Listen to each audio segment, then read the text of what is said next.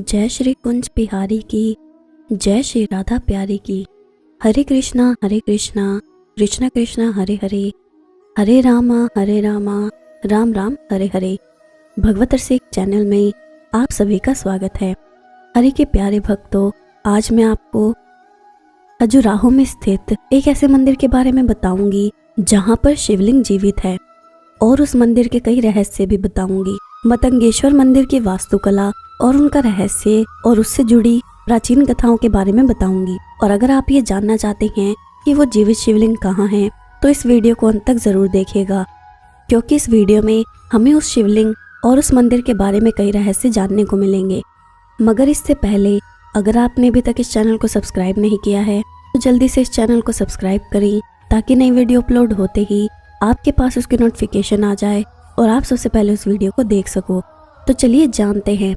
मध्य प्रदेश के खजुराहो में कई तरह के रहस्यमय मंदिर मौजूद हैं, जिसकी वास्तुकला बहुत आकर्षक और सुंदर दिखाई देती है। इन मंदिरों की वास्तुकला कामकला पर आधारित प्रतिमाओं के लिए प्रसिद्ध है। मतंगेश्वर मंदिर मध्य प्रदेश के छतरपुर के खजुराहो में स्थित है। मतंगेश्वर मंदिर का निर्माण चंदेल वंश के राजाओं द्वारा 9वीं शताब्दी में किया गया था, और खजुराहो मंदिर का इतिहास करीब 1000 साल पुराना माना जाता है। ये शहर चंदेल राजाओं की राजधानी हुआ करता था। चंदेल वंश और खजुराहो की स्थापना करनार महाराज चंद्रवर्मन ने की थी। चंदेल राजा चंद्रवर्मन मध्यक राजपूत शासनकर्ता राजा थे, और वो अपने आप को चंद्रवंशी मानते थे। मतंगेश्वर मंदिर में मतंगेश्वर महादेव विराजमान हैं। मान्यता है कि खजुराहो में निर्माणित मंदिर भक्त आराधना के उद्देश्य के अलावा कई रहस्यों से बनवाए गए हैं। मंदिरों में आम लोगों को यौन शिक्षण देने के लिए और इसके साथ साथ तांत्रिक विद्या और पूजा संपन्न करना था। पर खजुराहो का मतंगेश्वर मंदिर आस्था का सबसे मुख्य केंद्र है। मतंगेश्वर मंदिर लक्ष्मण मंदिर के नजदीक क्षेत्र में स्थित है।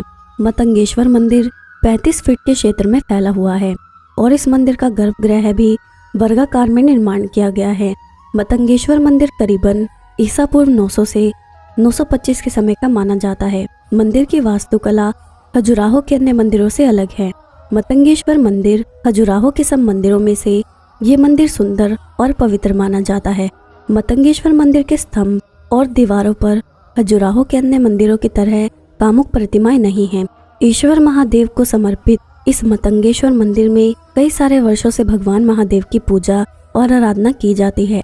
मतंगेश्वर मंदिर से कई सारी चमत्कारिक कथाएं और रहस्य जुड़े हुए हैं। कई कारणों की वजह से मतंगेश्वर मंदिर में श्रद्धालु भगवान शिव का आशीर्वाद और दर्शन करने के लिए देश विदेश से यहाँ पर आते रहते हैं। ऐसा माना जाता है कि खजुराहो के स्थान पर भगवान शिव और पार्वती जी का विवाह हुआ था।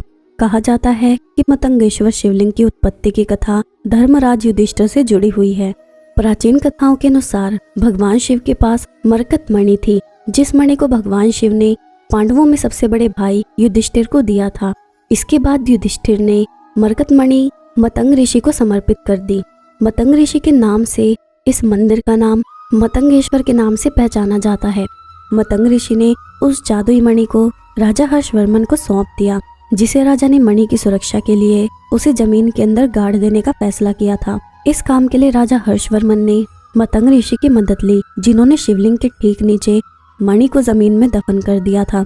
इसके बाद 900 और 925 ईसा पूर्व में शिवलिंग के आसपास मंदिर निर्माण के कार्य को पूरा किया गया, और उसका नाम मतंगेश्वर मंदिर रखा गया।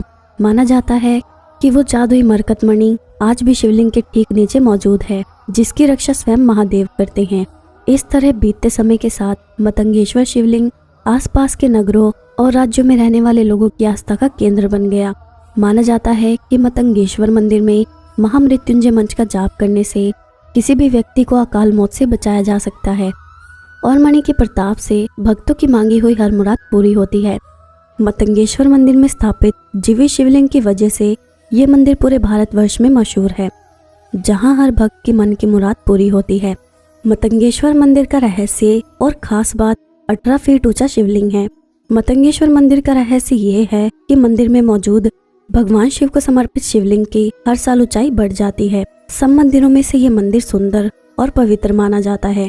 मतंगेश्वर मंदिर की शिवलिंग को मृत्युंजय महादेव के नाम से पहचाना जाता है। ऐसा माना जाता है कि शिवलिंग जितना धरती के ऊपर दिखाई देता है उससे अधिक धरती के नीचे स्थापित है। वैसे तो आप यहाँ किसी भी मौसम में जा सकते हैं। शहर में मानसून का समय खजुराहो जाने के लिए एक सुखद मौसम होता है। इस मौसम में कुछ दिनों तक मध्यम बारिश होती है, लेकिन अगर आप यहाँ घूमने का पूरा मज़ा लेना चाहते हैं तो आपके लिए सर्दियों का मौसम सबसे अच्छा रहेगा।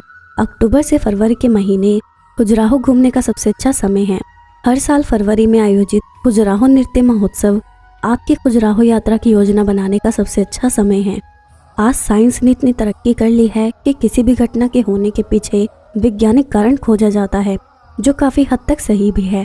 लेकिन कई मामलों में आज भी साइंस पिछड़ा हुआ मालूम होता है, फिर चाहे वो मृत्यु के बाद आत्मा का गायब हो जाना हो या फिर ईश्वर की शक्ति का होना। विज्ञान ना तो ईश्वर की शक्ति को पूरी तरह से मानता है और ना ही दैवीय शक्तियों से इनकार करता है, जिसकी वजह से वैज्ञानिक भगवान और मंदिरों से जुड़े कई रहस्यों को सुलझाने की कोशिश करते रहते हैं।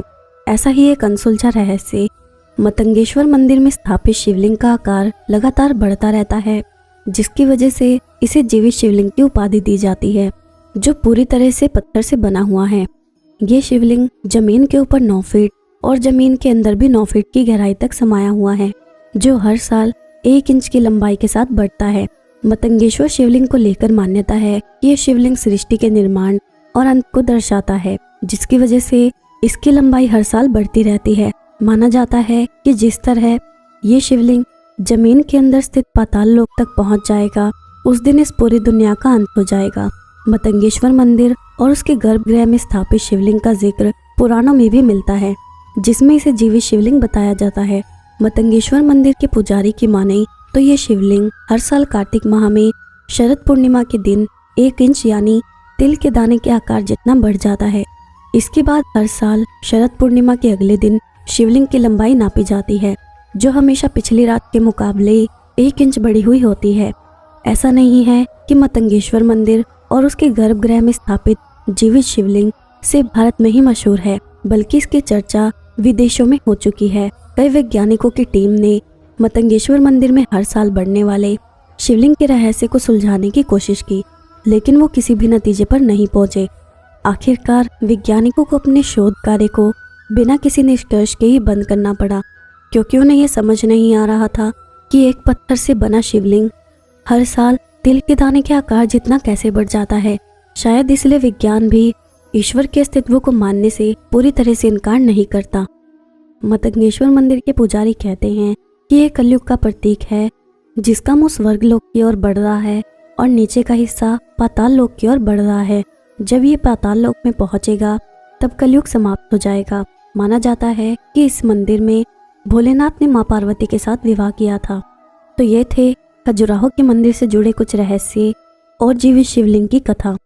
अब मैं आपको एक कथा सुनाती हूँ। एक पंडित जी कई वर्षों तक काशी में शास्त्रों का अध्ययन करने के बाद अपने गांव लौटे। गांव के एक किसान ने उनसे पूछा, पंडित जी आप हमें ये बताइए कि पाप का गुरु कौन है। प्रश्न सुनकर पंडित जी चकरा गए, क्योंकि भौतिक और आध्यात्मिक गुरु तो होते हैं, लेकिन पाप का भी गुरु होता है, ये उनकी समझ और अध्ययन के बाहर था। पंडित जी को लगा कि उनका अध्ययन अभी अधूरा है, इसलिए वो फिर काशी लौटे। फिर अनेक गुरुओं से मिले, मगर उन्हें किसान के सवाल का जवाब नहीं मिला। अचानक एक दिन उनकी मुलाकात एक वैश्या से हो गई। उसने पंडित जी से उनकी परेशानी का कारण पूछा, तो उन्होंने अपनी समस्या बता दी। वैश्या बोली, पंडित जी इसका उत्तर है तो बहुत ही आसान, लेकिन इसके लिए कुछ दिन आपको मेरे पड़ोस में रहना होगा। पंडित जी के हाँ कहने पर उसने अपने पास ही उनके रहने की अलग से व्यवस्था कर दी। पंडित जी किसी के हाथ का बना खाना नहीं खाते थे, नियम आचार और धर्म के कट्टर अनुयायी थे, इसलिए अपने हाथ से खाना बनाते और खाते। इस प्रकार से कुछ दिन बड़े आराम से बीते, लेकिन सवाल का जवाब अभी भी नहीं मिला था।